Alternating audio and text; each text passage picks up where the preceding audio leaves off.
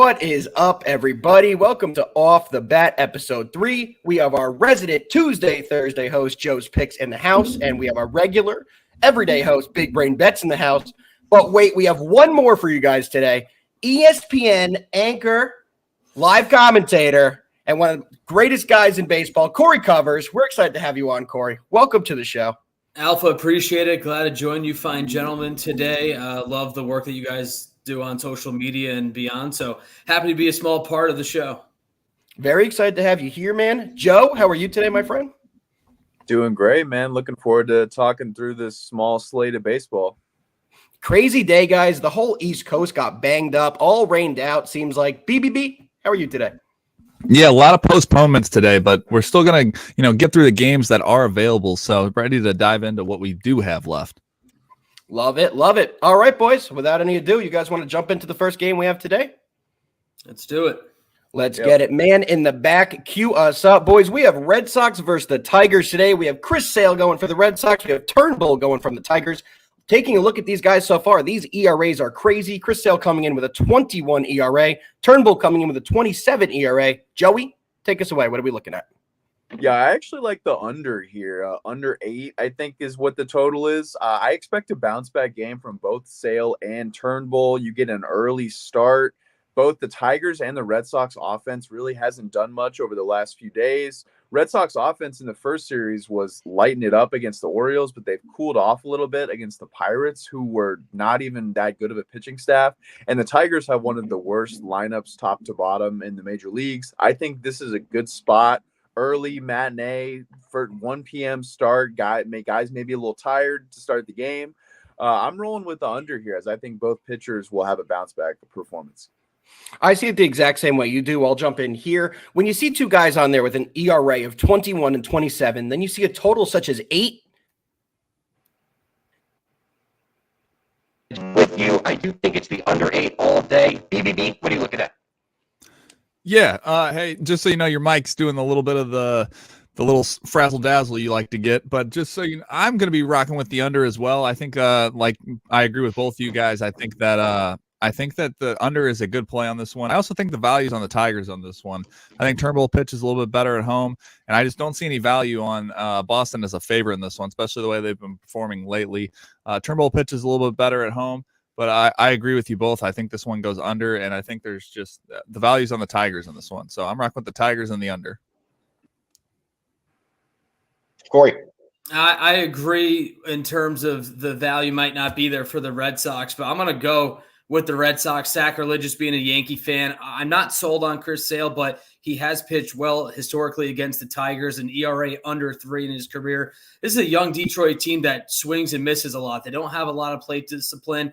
Home opener, energy is going to be there. Might be a little bit of a bigger moment for these youngsters. And baseball is a game of ebbs and flows. Yeah, the Red Sox struggled against Pittsburgh, but as we talked about, they were lighting the scoreboard up with the runs. I think this is a Jekyll and Hyde lineup for Alex Cora this year. I like the Boston Red Sox to bounce back and find a way to win here on the road. I like it. Boys, mic check. Do I sound all right? Sound great. Mic check. Apologies. Got a phone call. Switch the stuff up. It is what it is. Game number 2, man in the back, cue it up.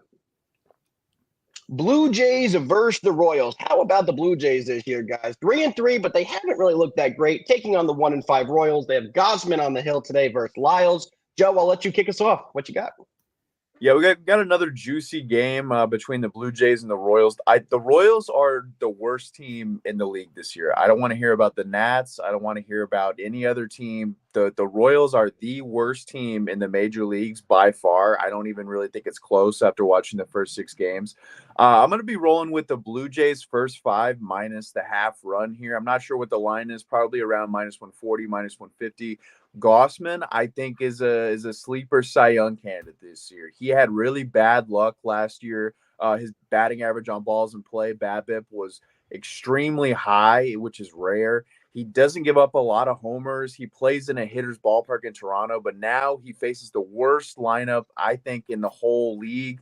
He pitched really well in his opening start. He got hurt by an error that cost him a loss when he didn't give him an earned run. I think he deals today. I think this is a rout from the Blue Jays. We saw a close game last night. Greinke at home is the only guy I would ever bet on for the Royals. And Lyles, I think, is going to negatively regress after a pretty good opening day start. So I'm going to roll with the Blue Jays here, all over them here. First of all, it's hard to take you seriously when you say the Nationals are not the worst team in the league when you're wearing a Nationals hat. Don't know if there's a little fandom there, but I do agree with you there. I do think the Royals have shown that they are the worst team in the league so far this year. I see the game similar to you, but I'm taking a slightly different approach. I'm taking the team total of the Blue Jays over 5 at -104. It's juiced on the under, but like you said, I think we see a rout by the Blue Jays here. One of my favorite plays today, team total over 5 at -104. Corey, what you got? Yeah, I agree with Joe. The Royals lineup just is abysmal this year. Bobby Witt Jr. is ice cold, and he's the leadoff man. The top 3 hitters for the Royals in this lineup hitting well below 200. And in their 5 losses, they've lost by more than 2 runs. So I'm going with the Blue Jays -1.5. The line's at -130. I agree. I think the Blue Jays are going to roll away with this one. Lyles was solid in his first start, to the surprise of a lot of people around the league. Gausman has been very good. I like that take as, a sneaky under-the-radar Cy Young winner this year. This lineup is just not going to touch Gausman for the first 5 or 6 innings I see him going. I'm all over the Blue Jays -1.5. I'm right with Joe on this one. I think that he put it about as perfect as you can. Other than when Greinke's on the mound at home, I wouldn't want to touch this Royals team almost. I mean, it's weird to say that +190 doesn't have any value, because that's usually where you'd find some value on a home dog. But Greinke, it's almost a similar line of what Greinke had yesterday, and Greinke's a dog at home. Yesterday, first 5 +0.5 was a money bet. I think you take Greinke at home anytime you get a chance that you sniff a line like that. But this one, I see no value on it. I think Toronto's bats get going early. I like first 5 like Joe did. I love it. I love it. All right, boys, let's keep it rolling. We have Joe's favorite play of the day, rocking the Nationals hat. I'm going to let you take it away. National versus the Rockies. What you like? Yeah, one of my favorite plays today. I'm going to be rolling with the Nationals. I'm going to take first 5 plus the half run, probably around -110, -115. And I'm going to sprinkle a little bit on the Nationals money line at around +130. Josiah Gray had one of the craziest splits that I've seen in the last 5 years last year. On the road last year, he was money. He was a very good pitcher, very solid, consistently performed against better teams like the Dodgers, Phillies, division opponents, was very good on the road. And at home is one of the worst pitchers in the major leagues. And we saw it in his first start. He got lit up by the Braves in the first inning to a tune of a couple of home runs, a lot of runs. And now he goes to a hitter's park. Coors is a tough place to pitch, usually a lot of runs. But I think Josiah Gray bounces back. I think he's going to stick to those splits at least early this season. And I also expect a little regression from Freeland. Freeland pitched extremely well against the Padres on the road in his first start. They upset the Padres in a game where they were like +180. And I just think the script flips a little bit here. I think it's a little weird that they're only -150 against the Nats. I think if this were a Rockies line, this would be like -175, -180. -150 is a little sketch considering how well Freeland pitched and how bad Gray pitched. So I'm going to roll with the Nats on the first 5 line. I agree with you 100% here. I'm taking the full game Nationals +1.5. The line tells the whole story. I say this a lot in this show every year, but -150 in MLB on a money line is a death line. I hate playing -150s. You tend to see that line lose all the time. I'm taking a little security here, taking +1.5, but it's exactly what Joe said. You take a look at Freeland. He's 1-0. He has not given up a run. You take a look at Josiah Gray, 0-1, 9 ERA, and they're only a -150. The line tells the whole story. All over the Nationals with Joey here. Corey, what you see in this one? I'm going with the Rockies team total over 2.5 in this one. I know Gray has been better on the road. But first 5 team total -110, the Coors Field effect I'm rolling with. CJ Cron has been off to a ridiculous start for the Rockies. Blackman and Bryant also have some good numbers against Gray. So I just need the Rockies offense to get something going in one of the first 5 innings at home, their home opener. I like the number. I know it's a little low. Maybe it's a bait, but I'm going to bite it. And, I think the Rockies are going to get it here and get it done today. I like that angle. BBB. I'm rocking with the Nationals team total over 4.5. They hit left-handing pitching decently well, and now they get to go play on the moon where every ball seems to just get skyrocketed. So I think we see him light up Freeland a little bit here, and I know 4.5 seems a lot for this Nationals team, but again, they're playing on what's basically where balls go to just get sent to heaven. So I think these balls are just going to be flying today, and I think the Nationals put up a good spot here today. So Nationals team total over 4.5 is my play for this one. I like it. I like it. Quickly over to the chat. We have Cash Sing in the chat. What is up, my friend? Good to have you here. Dreadhead is all over the Red Sox, and Worthy is here. We appreciate all you guys in the chat. Let's move on to the next game. We have 2 more to go over today. There's only 6 that are being played. Next one, we're going to have the Padres versus the Braves. In this one, we do have Snell going 0-1, 6.25 ERA versus Spencer Strider, who is 1-0 with a 0 ERA. Joey, I know you're a resident Braves guy. Take it away. Yeah, this is one of the tougher games on the board, in my opinion. The Padres at plus 150, it's hard to not take that in some capacity. But I would lean to the Braves money line here if you like a little juice. The Braves are just playing really well overall so far this season. I think other than the Rays, I think they're probably the second best team at this moment right now. They just lit up the Cardinals. Their bats are hot. And Snell has really good stuff on the mound, but he doesn't command it well. He's very wild. He doesn't hit his spots. And if he doesn't hit his spots against this Braves team, he's going to get lit up. I'm not really sure there's a lot of value on either side here, because I think Strider is a guy who could win a Cy Young if he pitches enough innings. This is a tough game just based on the line, but I'm going to roll with the Braves here to get the dub. I like that. I'll quickly go next, guys. I'm taking the first 5 Braves minus 0.5 at minus 125. I do think they get it done, exactly what Joe said. Not a big fan of Snell ever since he left Tampa. We all kind of know what he's done. And Spencer Strider's kind of the guy for the Braves, especially with a couple injuries to their pitching staff.